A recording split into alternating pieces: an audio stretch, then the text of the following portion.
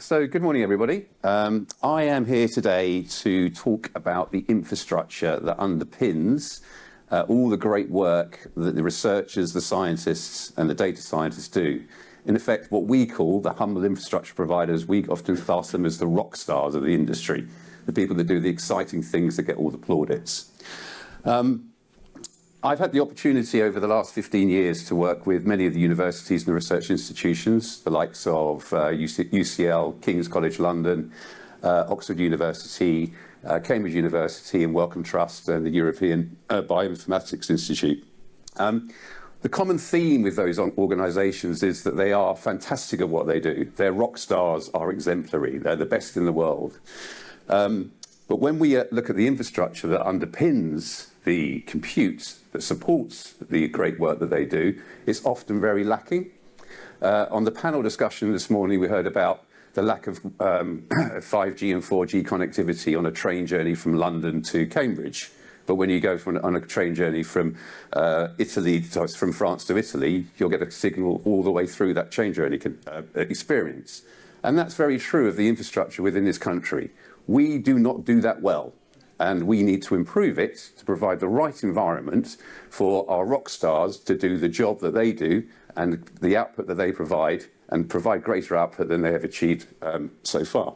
So I'm going to be talking through the need and the criticality of investing in the critical infrastructure that underpins our research. And not just in the academia world, but also in the world of enterprise startups. And we've had the opportunity to work with a number of these AI startups in our data center in Harlow over the last few years. One of these organizations is called Instadeep. Instadeep supported BioNTech in the early days of the COVID issues by underpinning their AI research and providing them with the ability to accelerate the COVID vaccine. And in fact, Pfizer was the first one on the block, if you like. Since then, their organization has grown significantly. And we're now talking to them about them deploying an AI research platform in our data center facility, which is 25 times the initial deployment that they placed with us 3 years ago. Now, this is an organization that's based in the UK. They've just secured a contract with the UK government to provide research for a cancer cure drug. So they are developing an office in London as well as a research laboratory in Cambridge, which will employ over 70 researchers. Now, that's great news for the UK economy. It is exactly what's required. But they do require the suitable infrastructure to underpin what they do. And I'm going to go and explain in the next few slides on what that needs to be achieved. So this is the rockstar analogy, if you like, to try and explain what we do in the world of what is called data center operators. This is a stage. There are the people, the rock stars doing the exciting things on the stage. You have all the speakers and the lights, which are operated by all the guys in the black shirts that scurry around these events, or all the roadies that enable the rock stars to do what they want to do. What data center operators do, we are the guys that find the venues, that build the stages, that enable these people to do what they need to do. And that's our job. Now, that sounds very simplified, and my engineering and technical colleagues would be disappointed with that analogy, but it is true. And without us, these things don't happen. I would say 15 years ago, we were finding venues in the back of pubs. Now we're having to find venues like the Pyramid Stage in Glastonbury. That's how much compute has accelerated over those last 10, 15 years. So it's really interesting to see how it's evolved, but in evolving so quickly, it has put significant pressure on the UK's infrastructure. And as a data center developer operator, we've been working through those challenges, but we are foreseeing now a crux in its evolution where the energy market or the energy infrastructure supporting this country may well be challenged to actually provide the future of compute and the need and the capability for our researchers or our rock stars. So data center market growth, as I'm sure you're all more than aware, has been accelerating significantly over the last 10 years or so, 10, 15 years or so, and will continue to do so. And that's great news. Fantastic news on the face of it. Delighted with that situation. we are forecasting by 2029 that 3.6 gigawatts of power infrastructure will be supporting data centers, providing compute and storage to the enterprise and to the research community. That's across all business, that's across all academia as well. But it's a significant amount of power infrastructure which is increasingly becoming a major portion of our power consumption within this country. And that's taking it away from other uses as well. We heard earlier from a lady who's running who's developing the plane in space, seeking additional power infrastructure to be able to do that, and struggling to find a suitable home to do it within in this country. Now, this chart was released last month. This is from a company called Synergy Research Group in the US. The blue line follows pretty much what's been happening over the last 5-10 years with regard to the number of data centers that have been developed and then in turn operated, providing a home for compute. The green line is predicting what the impact of AI infrastructure will have within those data centers. In this country, we are currently looking at developing out 40 to 50 megawatts data center sites currently. In the future, with the impact of AI, the research is stating that each data center will need to support 150 to 200 megawatts of power capacity to enable and pick up that demand from the AI research that's coming through, the AI demand that's coming through. And even if it was only half right, it's still a double or triple uplift of what we see today. Now, this power infrastructure doesn't exist in the data center locations that we have allocated over the last 10 or 15 years. We need to find solutions, we need to find alternatives to it. And to that end, and as you would expect, this is a locational map of where all the data centers are located in the UK. And as you would expect, it's pretty much in tune with population numbers across the country.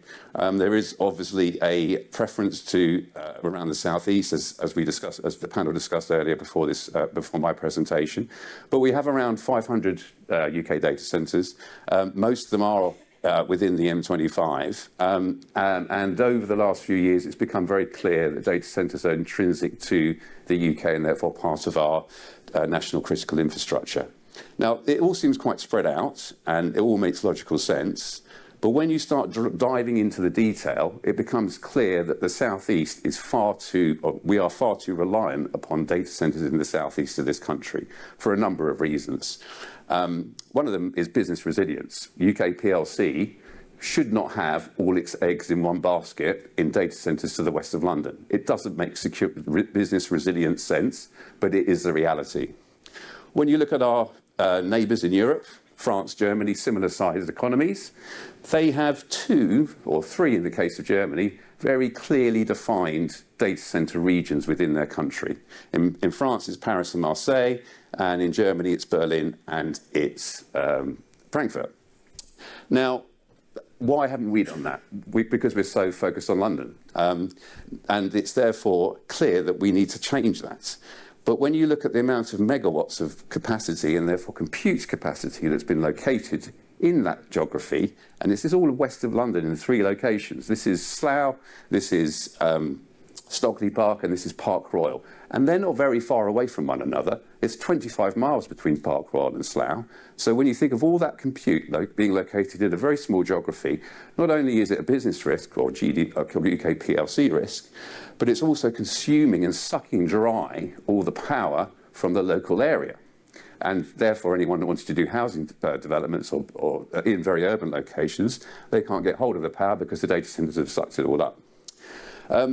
I reckon, and this is still being worked through at the moment, but I reckon that 85% of the megawatts that have been deployed, and therefore 85% of the compute that's been deployed in this country over the last 5-6 years is west of London, which is quite frightening when you think about it. But it's not sustainable, and it's now reached the point where that power infrastructure, there's no headroom in that power infrastructure, so there's no opportunity to put additional compute in those areas unless there's significant power upgrades to the national grid and the local network providers. So what do we do about it? I can sit here and complain about it all morning if you wish, but I won't. We need to distribute our data centres across the country. It makes complete logical sense, but no one's done it yet. So Manchester is clearly the place to go. And again, Manchester was mentioned quite a lot this morning with the second panel discussion. We have acquired a site in Manchester, but if you look at Manchester from the great things that are going on there, from an AI perspective, the research, the business, the people, the buzz when you go up there as well, it's an exciting place to be.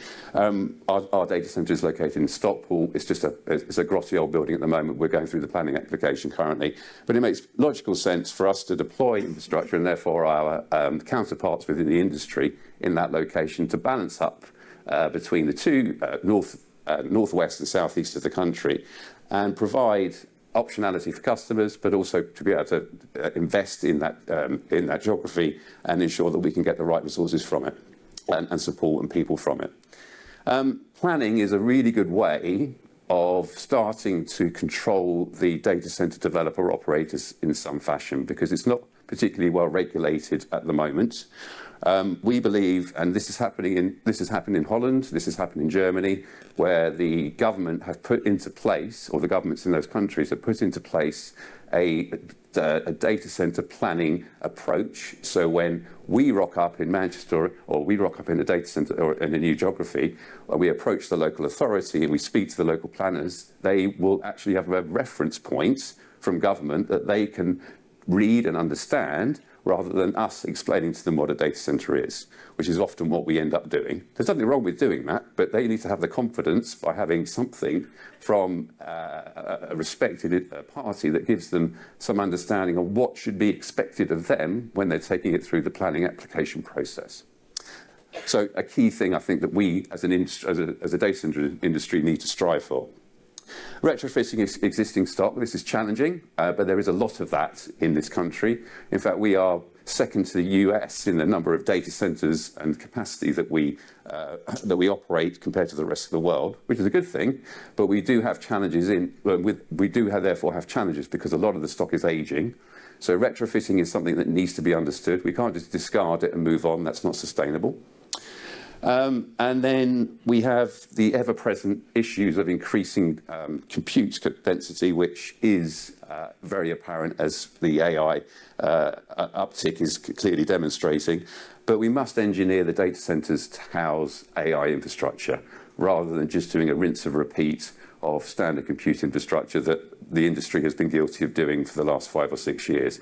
We must take it forward. We must make it suitable for the compute that's going in there, and therefore enabling that platform for our rock stars to do an even better job than they're doing today. And then sustainability. I mean, I could talk about this all day, and I'm sure many people have got an opinion on it, but sustainability is a real challenge for a building that consumes huge amounts of megawatts of power. It's not an easy fix. It's not just one fix. There's many different things that can be achieved, and we're all working towards that within the sector, but it needs to be encouraged, and more investment needs to come through. And the ability to do simple things like taking all the heat that's generated from all the computer servers in that building and plugging into a district heating system, for example, and providing that heating to the local community would be a very good and positive and necessary step forward. We're doing things in our data centre in Harlow campus, such as working with the local farmers and investing in solar farms. We have the ability to have a private wire connection between our data centre and those farming communities, because it's not too far a distance away.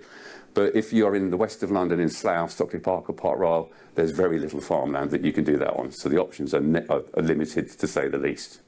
So these are the things that we're working towards to improve the situation. But fundamentally, there are challenges in the UK's base infrastructure, which underpins all the great work and all the fantastic researchers and scientists and data scientists that come out of our universities and create these very innovative and creative startups.